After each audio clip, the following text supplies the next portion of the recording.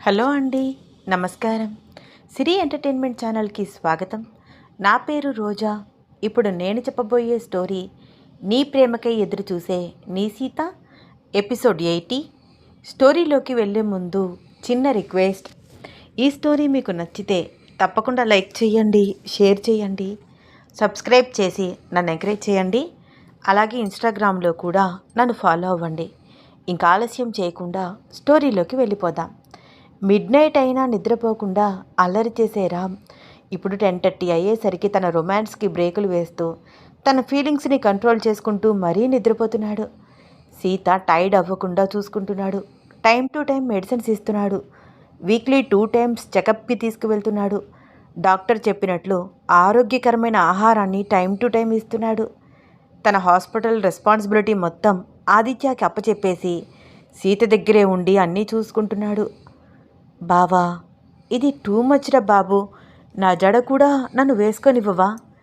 నేనేస్తే తప్పు కాదులే సీత. ఇంత పెద్ద జడ చిక్కు తీయాలి అంటే ఒంగుని తీయాలి. పైగా బాగా పెద్ద జడ కావడంతో చిక్కు బాగా పడిపోతోంది. అప్పటికీ అమ్మ అత్తయ్య ఇద్దరు ఇంటి పనుల్లో సతమతమైపోతున్నారు. వాళ్ళకి నిన్ను కేర్ చేసే టైం లేదు. సో నీ పనులన్నీ నన్ను చెయ్యనివ్వు. నాకేం కష్టంగా లేదు, హ్యాపీగా అనిపిస్తోంది. అలా అని జడ కూడా వేస్తావా? తప్పేమిటే, నా పిల్లానికే కదా, ఏమీ కాదులే. సైలెంట్గా ఉండు, అల్లరి చేయకు సీత అంటూ సీతకి నచ్చచెప్పి తన పొడవాటి జడ చక్కగా చిక్కు తీసి అల్లి పువ్వులు పెట్టాడు రామ్. అబ్బా, ఎంత అందంగా ఉన్నావే సీత. ఇలా చూస్తుంటే వెంటనే ముద్దులతో ముంచెత్తాలనుంది, గట్టిగా కౌగిలించుకోవాలనుంది, ఇంకా చాలా చాలా అనిపిస్తోంది. నీకు అబ్జెక్షన్ ఏంటి బావా? ముద్దే కదా, పెట్టుకో. హక్ చేసుకోవాలనుకుంటే వెనక నుంచి టైట్గా హక్ చేసుకో. సలహా ఇస్తున్నట్లు రామ్ వైపు చూస్తూ కొంచెం సిగ్గుపడుతూ నవ్వింది సీత. హే, ఈ ఐడియా ఏదో బాగుందే సీత అంటూ వెనక నుంచి చేతులు ముందుకు పెట్టి తనని గట్టిగా హక్ చేసుకుని వెనక నుంచి ముందుకు వంగుతూ సీత మొహం పక్కకు తిప్పి తన పెదవులను అందుకుని డీప్ లిప్ కిస్ ఇచ్చాడు రామ్. 3 నిమిషాల తర్వాత చిన్నగా వదిలిపెట్టాడు. అబ్బా బావా, వదులు మరీ, నువ్వు అసలు మోటు సరసం. నేను ముద్దు పెట్టమంది బుగ్గ మీద. ఏయ్, నేనేమైనా చిన్న పిల్లాడినా నీ బుగ్గ మీద ముద్దు పెట్టుకోవడానికి? అయినా ఇప్పటికే నా ఫీలింగ్స్ అన్నీ సాక్రిఫైస్ చేసేసాను. ఈ ముద్దుకు కూడా కండిషన్స్ పెట్టావంటే పిచ్చెక్కిపోతుంది నాకు అంటున్న రామ్ వైపు చూస్తూ అతని ఎక్స్ప్రెషన్స్ చూసి కిలకిలా నవ్వింది సీత. హే, ఎందుకే అలా నవ్వుతావు? నా బాధ చూస్తే నీకు నవ్వొస్తోందా? లేదు బావా, ఇంకా మన మధ్యకు రాని మన బేబీ మీద నువ్వు పెంచుకుంటున్న ప్రేమను చూసి ముచ్చటేస్తోంది. కోర్స్, వాడి కోసం చాలా చాలా వెయిట్ చేస్తున్నాను. నువ్వు నాకు ఇచ్చే పెద్ద ప్రేమ కానుక కదా అది. రామ్ మాటలకు సీత కూడా చిన్న నవ్వు నవ్వింది. రామ్ రామ్ అంటూ అరుంధతి సీత వాళ్ళ రూమ్ దగ్గరికి వచ్చి డోర్ ట్యాప్ చేసింది. ఏంటమ్మా అక్కడే నుంచున్నావు, లోపలికి రా. ఒరేయ్, ఆవిడ వచ్చిందిరా. ఎవరి గురించమ్మా మాట్లాడుతున్నావు? ఇంకెవర్రా బాబు, అన్నపూర్ణమ్మ గారు. లగేజ్ కూడా తీసుకుని వచ్చారు. నాకెందుకనో కంగారుగా అనిపిస్తోంది. అరుంధతి మాటలు వినగానే సీత మొహం చిన్నబుచ్చుకుంది. చిట్లించి అలా చూస్తోంది. సీత, నువ్వే పని చేయకుండా రెస్ట్ తీసుకో. రూమ్ క్లీన్ చేయడం అవి స్టార్ట్ చేయకు, నేను మళ్ళీ వస్తాను అంటూ సీతతో చెప్పి రామ్ బయటికి వచ్చి, అమ్మా, ఆవిడ వస్తే మీకెందుకమ్మా అంత భయం? ఎందుకంత కంగారు పడుతున్నావు? అది కాదురా, సీతకి ఆవిడికి క్షణం కూడా పడదు. డాక్టర్ గారేమో దీనిని చాలా ప్రశాంతంగా ఉండమని చెప్తున్నారు. ఈవిడ ఇక్కడే ఉంటే సీతను అస్సలు ప్రశాంతంగా ఉంచలేంరా. దానికి అసలే కోపం ఎక్కువ. ఈవిడేమో ఏదేదో మాట్లాడి దానికి కోపం రప్పిస్తుంది. వీళ్ళిద్దరితో ఎలాగా? అసలు ఆవిడిప్పుడు ఎందుకు వచ్చింది? అమ్మ, నువ్వు కంగారు పడకు, నేను చూసుకుంటాను. ఇప్పుడు హాస్పిటల్కి కూడా వెళ్ళట్లేదు కదా, నేను ఇంట్లోనే ఉంటాను కదా. సీతని ఆవిడని ఎలా మెయింటైన్ చేయాలో నాకు బాగా తెలుసు. ఆ బాధ్యత నాది అంటూ హాల్లోకి వచ్చి సోఫాలో కూర్చుని ఉన్న అన్నపూర్ణమ్మ గారి వైపు చూస్తూ, నమస్కారం అమ్మ, ఎప్పుడొచ్చారు, బాగున్నారా? నవ్వుతూ అడిగాడు రామ్. హా, బాగున్నాను రామ్, ఇప్పుడే వచ్చాను. సీత ఎలా ఉంది? తేలిగ్గానే ఉందా? ఇప్పుడు ఎన్నో నెల వచ్చింది? వేవిళ్ళు ఏమైనా ఉన్నాయా? కళ్ళు తిరగడాలు ఏమైనా ఉన్నాయా? ఏది తిన్నా వికారంగా ఉంటోంది అని గోల చేస్తోందా? స్కానింగ్ తీశారా తనకి? డాక్టర్ గారు ఏమన్నారు? బేబీ హెల్తీగానే ఉంది కదా? అంటూ ప్రశ్నల వర్షాన్ని కురిపిస్తోంది అన్నపూర్ణమ్మ. అమ్మా, సీత బానే ఉంది. 4 పూర్తయి 5 వస్తుంది. అప్పుడప్పుడు వామిటింగ్స్ అవుతున్నాయి. నీరసంగా ఉంటోంది అని కూడా అంటోంది. స్కానింగ్ తీశారు. బేబీ చాలా హెల్దీగా ఉంది అంటూ అన్నిటికీ ఓపికగా సమాధానం చెప్పాడు రామ్. అవునా, చాలా చాలా సంతోషంగా ఉంది రామ్. సీత ఏది కనిపించట్లేదు, చూడాలని ఉంది. తనకి కంప్లీట్ బెడ్ రెస్ట్ చెప్పారమ్మా డాక్టర్లు. ఎక్కువగా నడవకూడదు, స్ట్రెయిన్ అవ్వకూడదు, ఎక్కువ ఆలోచించకూడదు, ఆవేశపడకూడదు, ఇలాంటి జాగ్రత్తలు చాలా చాలా చెప్పారు. అవన్నీ జాగ్రత్తగా ఫాలో అవుతోంది. ఇప్పుడు రెస్ట్ తీసుకుంటోంది, ఆ గదిలో ఉంది. అవునా, నేను వెళ్ళి చూడొచ్చా? తనని ఎప్పుడెప్పుడు చూస్తానా అనిపిస్తోంది. ఈ విషయం తెలియగానే మనసంతా ఆనందంతో నిండిపోయింది. అమ్మా, ఇంతకీ సీత ప్రెగ్నెంట్ అని మీకెలా తెలుసు? ఎవరు చెప్పారు? మీ ఇంట్లో పనిచేసే రంగయ్య. మొన్నసారి ఇక్కడికి వచ్చినప్పుడు అతని నెంబర్ తీసుకున్నాను. ఈ ఇంట్లో నాతో చాలా ఆప్యాయంగా మాట్లాడింది రంగన్న మాత్రమే. మిగిలిన వాళ్ళందరూ నాతో సరిగ్గా మాట్లాడరు. ఆ రంగన్న మాత్రం ఎప్పుడూ ఎంతో ఆప్యాయంగా మాట్లాడేవాడు. అందుకనే అతని నెంబర్ తీసుకున్నాను. అప్పుడప్పుడు మీ యోగక్షేమాలు అడిగి తెలుసుకోవచ్చని. అమ్మా, మీ అభిప్రాయం తప్పు. మీరు మమ్మల్ని తప్పుగా అర్థం చేసుకుంటున్నారు. మా ఇంట్లో వాళ్ళందరూ మీకు రెస్పెక్ట్ ఇస్తారు. ఏదో చిన్న చిన్న మిస్అండర్స్టాండింగ్స్ వచ్చి చిన్న చిన్న గొడవలు జరిగి ఉండొచ్చు, అంతే తప్ప మీ మీద వాళ్ళకి ఎప్పుడూ తప్పుడు అభిప్రాయం లేదు. ఇక నుంచి ఏదైనా మాట్లాడాలి అంటే నాకే డైరెక్ట్గా ఫోన్ చేసి మాట్లాడండి. రంగన్నకు అవసరం లేదు. ఎందుకంటే మీకు మాకు మధ్య ఏదైనా ఉంటే మనమే మాట్లాడుకుంటే బాగుంటుంది. పని వాళ్ళ దగ్గర మాట్లాడడం కరెక్ట్ కాదు కదా. అలాగే రామ్, అలాగే. ఇక నుంచి నీకే ఫోన్ చేస్తాను. నేను ఒక్కసారి సీత దగ్గరికి వెళ్ళొచ్చా? ఆగండమ్మా, ముందు నేను వెళ్తాను, తర్వాత మీరు రండి అంటూ రామ్ సీత ఉన్న గదిలోకి వెళ్ళి అటూ ఇటూ తిరుగుతున్న సీత వైపు చూస్తూ, ఏంటి సీత, రెస్ట్ తీసుకోమంటే పరిగెడుతున్నట్లు ఆ నడకేంటి? ఏం ఆలోచిస్తున్నావు నువ్వు? అడిగాడు రామ్.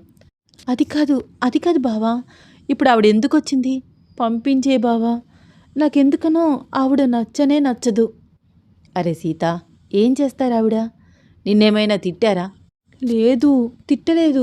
కానీ మన బెడ్రూమ్ విషయాలన్నీ నన్ను గుచ్చి గుచ్చి అడుగుతుంది. ఆవిడతో మాట్లాడాలన్నా, ఆవిడ అడిగే ప్రశ్నలకు సమాధానం చెప్పాలి అన్నా నాకు చాలా చాలా చిరాకుగా అనిపిస్తుంది. అంత వల్గర్ క్వశ్చన్స్ వేస్తుంది.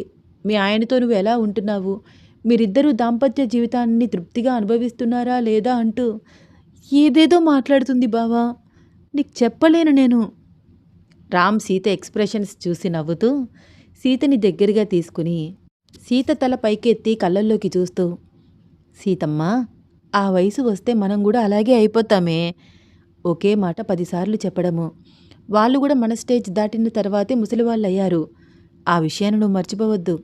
మనకి ఎలా ఉండాలో ఏమిటో నీతులు చెప్పడం, ఇదంతా ఆ పెద్దరికంతో వచ్చిన సమస్య.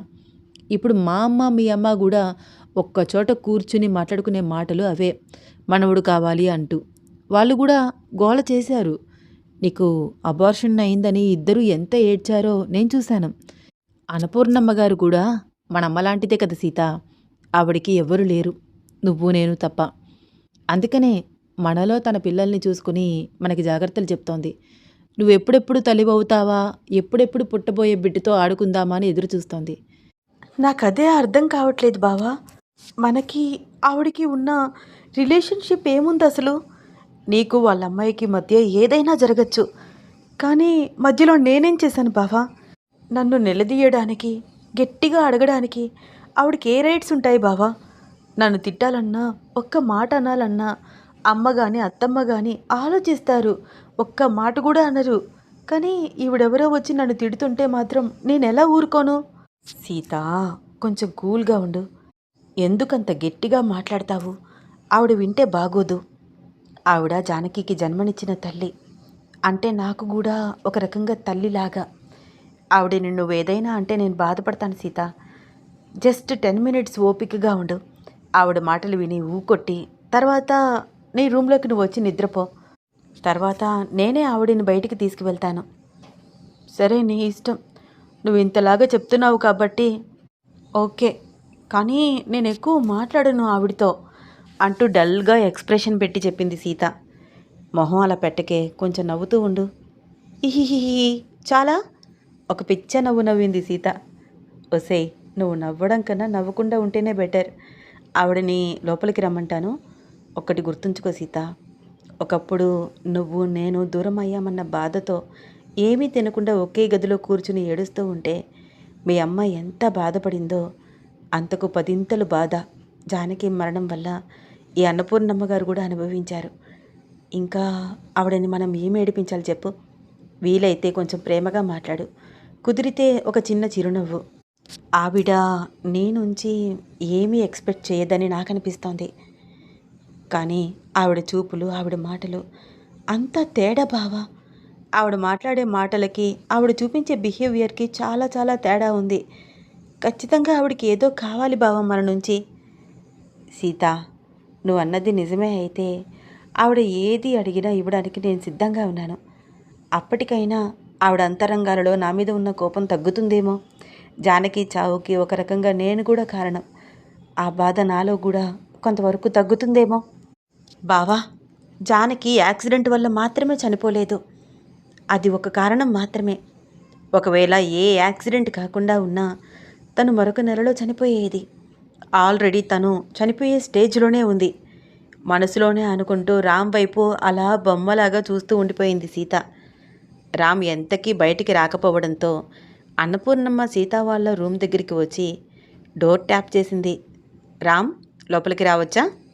అయ్యో రండమ్మా రండి, అక్కడే ఆగిపోయారే నవ్వుతూ అన్నాడు రామ్. నవ్వుతూ లోపలికి వచ్చింది అన్నపూర్ణమ్మ. సీత చిన్నగా లేచి కూర్చుంది. పర్వాలేదు సీత, నువ్వేం కూర్చోక్కర్లేదు, రెస్ట్ తీసుకో. ఎలా ఉంది ఇప్పుడు? తేలిగ్గానే ఉంది కదా నీకు? సీత పక్కనే కూర్చుంటూ సీత చెయ్యి పట్టుకుని అడిగింది అన్నపూర్ణమ్మ. పర్వాలేదండి, నేను బాగానే ఉన్నాను. బాగా రెస్ట్ చెప్పారంట కదా డాక్టర్ గారు? అవును, చాలా జాగ్రత్తగా ఉండమని చెప్పారు. మరేం భయం లేదు, నేను కూడా నిన్ను చూసుకుంటాను. ఇక్కడే ఉంటాను కదా నేను. ఆవిడ మాటలకు కంగారు పడింది సీత. మీకెందుకండి శ్రమ? మా అత్తయ్య, అమ్మ అందరూ ఉన్నారు కదా, వాళ్ళు చూసుకుంటారు. సీత, నేను కూడా మీ అమ్మ లాంటి దాన్నే, కాదంటావా? అన్నపూర్ణమ్మ అంత ఆప్యాయంగా మాట్లాడుతుంటే ఆశ్చర్యంగా చూస్తూ వద్దు అని చెప్పలేకపోయింది సీత. ఇప్పుడు నీకెన్నో నెల? జస్ట్ 18 వీక్స్ అండి. ఇప్పుడు హార్ట్ బీట్ స్టార్ట్ అయి ఉంటుంది బిడ్డకి. ఈసారి నువ్వు చెకప్కి వెళ్ళినప్పుడు నీకు హార్ట్ బీట్ కూడా వినిపిస్తారు చూడు. మంచి డాక్టర్ దగ్గర చూపించుకుందాం మనం. ఆల్రెడీ మంచి డాక్టర్ దగ్గరే చూపించుకుంటున్నానండి. అలా కాదు, మనం మల్టీ స్పెషాలిటీ హాస్పిటల్కి వెళ్దాం. కంగారు పడింది సీత. అంబారజింగ్గా ఫీల్ అవుతూ రామ్ వైపు చిరుకోపంగా చూసింది. అమ్మా, సీతని ఫస్ట్ నుంచి నా ఫ్రెండ్ దేవి ట్రీట్ చేస్తోంది. ఆవిడ దగ్గర ట్రీట్మెంట్ తీసుకోవడం వల్లే సీత ఇంత త్వరగా ప్రెగ్నెంట్ అయింది. She number 1 doctor. సీత ఆవిడ దగ్గర ట్రీట్మెంట్ తీసుకుంటేనే మంచిది. అవునా? సర్లే అయితే ఈసారి హాస్పిటల్కి నేను కూడా వస్తాను. నీకేం కావాలన్నా నేను చూసుకుంటాను అని అంటున్న అన్నపూర్ణమ్మ వైపు చూస్తుంటే గాబరాగా అనిపిస్తోంది సీతకి. సీత, ఇంతకీ నీకేమిష్టం? అయోమయంగా చూసింది సీత అన్నపూర్ణమ్మ వైపు. అదేనమ్మా, నువ్వు కడుపుతో ఉన్నావు కదా, ఇలా కడుపుతో ఉన్న వాళ్ళకి అవి తినాలి ఇవి తినాలి అని అనిపిస్తుంది. ఏది తిన్నా నోటికి హితవుగా ఉండదు, పుల్లగా తినాలని అనిపిస్తుంది. నీకు అలాగే ఉందా? అసలు నాకు ఆకలే వేయట్లేదమ్మా, రెస్ట్ తీసుకోవాలని ఉంది, తలనొప్పిగా ఉంది, నేను నిద్రపోతాను అంటూ ఆవిడతో మాట్లాడడం ఇష్టం లేక మరొక వైపుకి తిరిగి పడుకుంది సీత. రెస్ట్ తీసుకో అమ్మా, అయితే ఫ్రూట్ జ్యూస్ తీసి ఉంచుతాను, లేచాక తాగుదూ గాని అని సీతతో అంటూ రామ్ వైపు చూసి నవ్వుతూ. చాలా చాలా సంతోషంగా ఉంది రామ్. సీత తల్లి కాబోతోందని తెలిసి చాలా ఆనందంగా అనిపించింది. వెంటనే ఇక్కడికి వచ్చేశాను. అవునా అమ్మా, మంచి పని చేశారు. డెలివరీ అయ్యే వరకు నేను ఇక్కడే ఉంటాను రామ్, నీకు అభ్యంతరం లేదు కదా? అయ్యో, అభ్యంతరం ఏముంటుందమ్మా, మీ ఇష్టం వచ్చినంతకాలం ఉండొచ్చు మా ఇంట్లో. సంతోషం అని చిరునవ్వుతో ఆ గది నుంచి బయటికి వెళ్ళింది అన్నపూర్ణమ్మ. అన్నపూర్ణమ్మ వెళ్ళిపోగానే సీత చిన్నగా లేచి గడియ పెట్టింది. ఏంటి బావా, ఆవిడ ఇక్కడే ఉంటుందా? ఏమైంది సీత, నీకేమైంది? అంత కోపం ఎందుకు? వద్దు బావా, ఆవిడని పంపించే, నీకు దండం పెడతాను. ఏదో ఒకటి మాట్లాడి నాతో గొడవ పెట్టుకుంటుంది. నీకు మీ ఆయనకి మధ్య బెడ్ రిలేషన్ ఎలా ఉంది? బాగానే ఉంటున్నారా? సవ్యంగానే అతని దగ్గరికి వెళ్తున్నావా? అతను నీ దగ్గరికి వస్తున్నాడా? మీ మధ్య ఏం జరుగుతుంది? ఇలాంటి పిచ్చి పిచ్చి క్వశ్చన్స్ అన్నీ వేస్తుంది. రాత్రులు మన గది బయట తిరుగుతూ ఉంటుంది. కనిపించే అంత మంచి ఆవిడ కాదు బావా ఆవిడ. ఏ సీత, నువ్వు చాలా చాలా ఎక్కువ ఆలోచిస్తున్నావు. మన ఇంటికి వచ్చిన వాళ్ళని వెళ్ళిపోమని ఎలా చెప్తాం అసలు? పైగా ఆవిడ నీతో నువ్వు నా కూతురు లాంటి దానివి అని అంత ఆప్యాయంగా మాట్లాడుతున్నారు కదా. జానకిని నీలో చూసుకుంటున్నారు. ఆవిడ బాధని అర్థం చేసుకో సీత.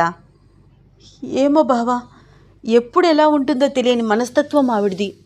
నాకు అబార్షన్ అయినప్పుడు ఆవిడ ఏమందో అమ్మ నాకు చెప్పింది. నేను కావాలని అబార్షన్ చేయించుకున్నానని నన్ను తిట్టారంట కదా ఆవిడ. సీత, ఇకపై ఆవిడ నిన్ను ఏదైనా అంటే నేనే సమాధానం చెప్తాను. వెంటనే ఇంట్లో నుంచి పంపించేస్తాను, సరేనా? ప్రెజెంట్ ఆవిడ నార్మల్గానే మాట్లాడుతోంది కదా, మన వైపు నుంచి తప్పు ఉండకూడదు సీత. సరే. రామ్కి కాల్ రావడంతో, సీత ఒక ఇంపార్టెంట్ కాల్ వస్తోంది, మాట్లాడి వస్తాను, నువ్వు రెస్ట్ తీసుకో, పిచ్చి పిచ్చి ఆలోచనలు చెయ్యకు అంటూ కొంచెం గట్టిగా చెప్పి రూమ్ బయటికి వెళ్ళాడు రామ్. కాల్ మాట్లాడి వచ్చేసరికి సీత ఫోన్ తీసుకుని గేమ్స్ ఆడుతోంది. ఏం చేస్తున్నావు సీత? సీత పక్కనే కూర్చుంటూ అడిగాడు రామ్. నథింగ్ బావా, ఏమీ తోచట్లేదు. ఆన్లైన్ గేమ్స్ ఆడుకుంటున్నాను. 1 అవర్ నుంచి అలా కూర్చునే ఉన్నావు. ఇప్పుడు కొంచెం సేపు ఆడాక ఫోన్ పక్కన పెట్టేసి రెస్ట్ తీసుకో, సరేనా? సరే. డోర్ ట్యాప్ చేస్తూ ఉండడంతో వెళ్ళి తలుపు తీశాడు రామ్. అన్నపూర్ణమ్మ ఫ్రూట్ జ్యూస్ తీసుకుని వచ్చింది. అయ్యయ్యో సీత, ఏం చేస్తున్నావు నువ్వు? గట్టిగా అరిచింది. ఆవిడ అరుపుకి కంగారు పడిపోయింది సీత. ఏమైందండి? ఆవిడ వైపు ఆశ్చర్యంగా చూస్తూ అడిగింది. ఏంటి నీ చేతుల్లో? ఆ ఫోన్ ఎందుకు? ఫోన్ ఎవరిచ్చారు నీకు? నువ్వు కడుపుతో ఉన్నావు, నీకు అర్థం కావట్లేదా?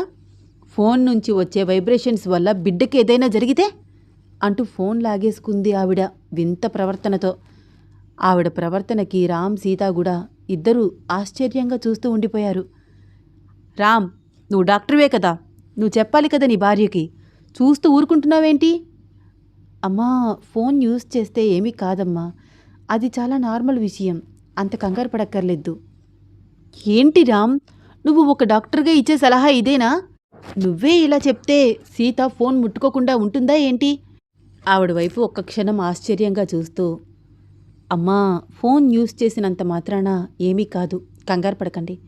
చాలామంది ప్రెగ్నెంట్ ఉమెన్స్ 5th మంత్ వచ్చే వరకు జాబ్స్ కూడా వెళ్తారు. సీత ఒంటరిగా ఉంటుంది, ఇంట్లో ఏమీ తోచదు, అందుకనే అప్పుడప్పుడు ఫోన్ చూస్తూ ఉంటుంది. ఆహా, అయితే పుస్తకాలు చదువుకోమను. ఫోను ఇప్పుడు సీత ఉన్న పరిస్థితుల్లో అంత మంచిది కాదు. వైబ్రేషన్స్ వస్తూ ఉంటాయి కదా ఫోన్ అంటే, కరెంటు. పుస్తకాలు చదువుకోమను అని 1కి 2 సార్లు చెప్తూ వింతగా ప్రవర్తిస్తున్న అన్నపూర్ణమ్మ వైపు చూస్తూ, పవ ఏంటిది అన్నట్లు ఎక్స్ప్రెషన్ ఇస్తూ చూస్తోంది సీత. సరేనమ్మ, ఫోన్ ఇవ్వను అంటూ ఫోన్ తీసేసుకున్నాడు రామ్. ఫ్రూట్ జ్యూస్ తీసుకో సీత, తాగు అందించింది అన్నపూర్ణమ్మ. ఏంటమ్మా ఇది ఇలా ఉంది అడిగింది సీత. యాపిల్ జ్యూస్ సీత, చాలా మంచిది, బాగుంటుంది. అదే, ఇంత తాగలేను నేను, ఇంత పెద్ద గ్లాస్. అలా అంటే ఎలా? తాగాలి, తాగితేనే పుట్టే బిడ్డ అందంగా ఎర్రగా యాపిల్ పండులాగా పుడతాడు. సీత ఆ జ్యూస్ తాగలేక నానా అవస్థ పడింది. తాగింది ఇముడ్చుకోలేక గబగబా పరిగెత్తి వామిటింగ్ చేసుకుంది. వామిటింగ్ చేసుకుంటున్న సీత చెవులు 2 పట్టుకున్నాడు రామ్. అయ్యయ్యో, నీకు అసలు బుద్ధుందా? అలా పరిగెడుతున్నావేంటి? బెడ్ రెస్ట్ అని చెప్పారు కదా నీకు, అలా పరిగెత్తచ్చా? సీత వామిటింగ్ చేసుకుంటుంటే ఒక పక్క నుంచి అదంతా పట్టనట్టే ప్రవర్తిస్తూ పరిగెత్తినందుకు క్లాస్ తీసుకుంటోంది అన్నపూర్ణమ్మ. ఆవిడ బయటికి వెళ్ళగానే డోర్ వేసేసి రామ్, సీత ఇద్దరూ ఒకటే గొడవ. నేను చెప్పానా బావా, నువ్వు విన్నావు కాదు, ఆవిడ ప్రవర్తన స్ట్రేంజ్గా ఉంటుంది అని. ఇలాగే నన్ను హింస పెడుతుంది. ఈవిడ చూపించే ప్రేమ వద్దు, ఈవిడ వద్దు, ప్లీజ్ బావా పంపించేసే, నా వల్ల కాదు అంది సీత. సీత, ఇప్పుడు ఆవిడ ఏమందని నీకంత కోపం? ఫ్రూట్ జ్యూస్ తీసుకువచ్చి ఇచ్చింది, నీ గురించే కదా. వామిటింగ్ సెన్సేషన్తో నువ్వు పరిగెత్తావు. అంత స్పీడ్గా పరిగెడితే నీకేదైనా అవుతుందేమో అన్న భయంతో ఆవిడ జాగ్రత్తలు చెప్పింది, అంతే కదా, కూల్గా ఉండు అంటూ సీతని కొంచెం సముదాయించాడు రామ్. ఆ రోజు నుంచి వాళ్ళ ఇంట్లో సీత అడుగు తీసి అడుగు వేస్తే తప్పులు ఎంచడం, జాగ్రత్త జాగ్రత్త అంటూ 1కి 10 సార్లు చెప్పడం. ఆవిడ ప్రవర్తనకి సీతకి తలనొప్పి. సీత గోల చేస్తుంటే రామ్కి ఇరిటేషన్. చిన్నగా రామ్, సీత ఇద్దరూ గొడవలు పడుతున్నారు. కాసేపట్లోనే మళ్ళీ ఇద్దరు ఒకటైపోతున్నారు. కొంచెం వేగంగా నడిచినా, కొంచెం గట్టిగా మాట్లాడినా, కొంచెం ఎక్కువగా ఏమైనా తిన్నా, ఏమీ తినకపోయినా సరే, అసలు ఏమిటా నడక, ఆ అరుపులేమిటి, ఆ తిండేమిటి, అసలు తిన్నదంతా వాంతి కక్కేస్తున్నావు, ఇలా అన్నపూర్ణమ్మ ఏదో ఒకటి సీతను అరుస్తూనే ఉంది. సీతకి కంగారు వచ్చేస్తోంది ఆవిడ ప్రవర్తన చూస్తుంటే. కాస్త అన్నం తిని అలా రిలాక్స్ అయ్యిందో లేదో, అమ్మ సీత మందులేసుకున్నావా అని అన్నపూర్ణమ్మ అడగడం, ఇంకా లేదమ్మా అని సీత సమాధానం చెప్తే, ఏమిటో ఆ నిర్లక్ష్యం, బాధ్యత ఉండక్కర్లేదు, అందుకే నేను ఇక్కడికి వచ్చి ఉన్నాను, మీ ఇంట్లో ఎవరు నేను పట్టించుకోవట్లేదు అని అంటూ మందులు తీసి సీతకిస్తూ, నేనున్నాను కాబట్టి సరిపోయింది అని గట్టిగా మాట్లాడుతూ అరుంధతిని పవిత్రని టార్గెట్ చేస్తున్నట్లు పుల్లవిరుపుగా మాట్లాడుతుండేది. అమ్మా నాకు గుత్తి వంకాయ కూర తినాలని ఉందే అని సీత పవిత్రని అడుగుతుంటే, వంకాయ కూర వాతం పిల్ల, వద్దమ్మా వద్దు, అది తినకూడదు అని మధ్యలో కలగజేసుకుని మాట్లాడే అన్నపూర్ణమ్మని చూస్తుంటే పవిత్రకి అరుంధతికి కూడా ఒళ్ళు మండిపోతోంది. మరొకసారి, అత్తయ్య నాకు నోరంతా అదోలాగా ఉంది, గులాబ్జామ్ చేసి పెట్టవా తింటాను అంటూ సీత అరుంధతిని రిక్వెస్ట్ చేయడం విని, సీత అసలే వర్షాకాలం, ఇప్పుడు గులాబ్జామ్ అవసరమా, జలుబు చేస్తుంది, ఒకటే తుమ్ములు వస్తాయి, పిల్ల అడిగింది కదా అని మీరు చెయ్యకండి, దానికేం తెలుసు చిన్నపిల్ల, సున్నుండలు చేసి పెట్టండి దానికంటే అని ఒక సలహా కూడా ఇస్తున్న అన్నపూర్ణమ్మని చూస్తుంటే అరుంధతికి చెప్పలేనంత కోపం వచ్చింది. ఏం కావాలన్నా, ఏం తినాలన్నా నన్ను అడుగు, నేను చేసి పెడతాను అని ఒక డైలాగ్ అవలీలగా చెప్పేస్తున్న అన్నపూర్ణమ్మని చూస్తుంటే చిరాకుగా అనిపిస్తోంది సీతకి. సర్లే, ఆవిడ అంతలాగా అడుగుతోంది కదా, నోరు తెరిచి నేనేదైనా అడిగితే చేస్తారేమో అని అడిగితే, అయ్యో అది తినకూడదమ్మా, అది అంత మంచిది కాదు, హెల్త్కి అస్సలు మంచిది కాదు, స్వీట్స్ తినకూడదు, హాట్స్ తినకూడదు అంటూ ఆంక్షలు పెట్టడం. ఆవిడ మనస్తత్వం ఏమిటో అర్థం చేసుకోలేక సీతకి పిచ్చెక్కిపోతోంది.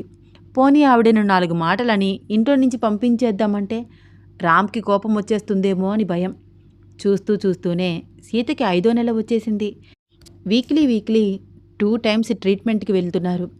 వద్దండి, మీరు పెద్దవాళ్ళు, ఎందుకు, హాస్పిటల్లో బాగా లేట్ అవుతుంది అని ఎంత చెప్పినా వినకుండా సీతతో పాటు అన్నపూర్ణమ్మ కూడా హాస్పిటల్కి స్టార్ట్ అయ్యేది.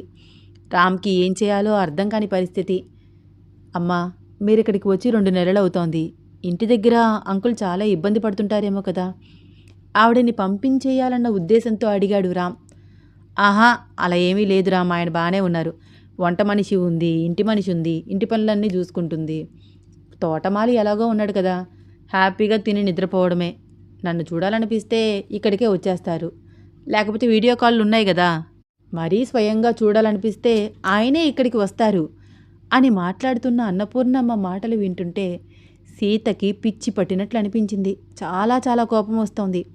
తాను దూర సందులేదు, మెడకి ఒక డోలు అన్నట్లు మళ్ళీ ఆయనెందుకు, ఈవిడ వెళ్ళొచ్చు కదా, నన్ను ప్రశాంతంగా ఉండనివ్వదు, తిననివ్వదు, నా వల్ల కావట్లేదు ఈవిడిని భరించడం మనసులో అనుకుంటూ రామ్ వైపు కోపంగా చూస్తోంది సీత. సీత చూపులను అబ్జర్వ్ చేస్తూ ఏం చేయాలో తెలియని తికమక పరిస్థితుల్లో ఇరుక్కుపోయాడు రామ్. ఈ స్టోరీలో నెక్స్ట్ ఏమవుతుంది తెలుసుకోవాలని ఉందా? అయితే వచ్చే ఎపిసోడ్ కోసం వెయిట్ చేస్తూ ఉండండి. ఈ స్టోరీ మీకు నచ్చితే తప్పకుండా లైక్ చేయండి, షేర్ చేయండి, సబ్స్క్రైబ్ చేసి నన్ను ఎంకరేజ్ చేయండి. అలాగే ఇన్స్టాగ్రామ్లో కూడా నన్ను ఫాలో అవ్వండి. ధన్యవాదాలు.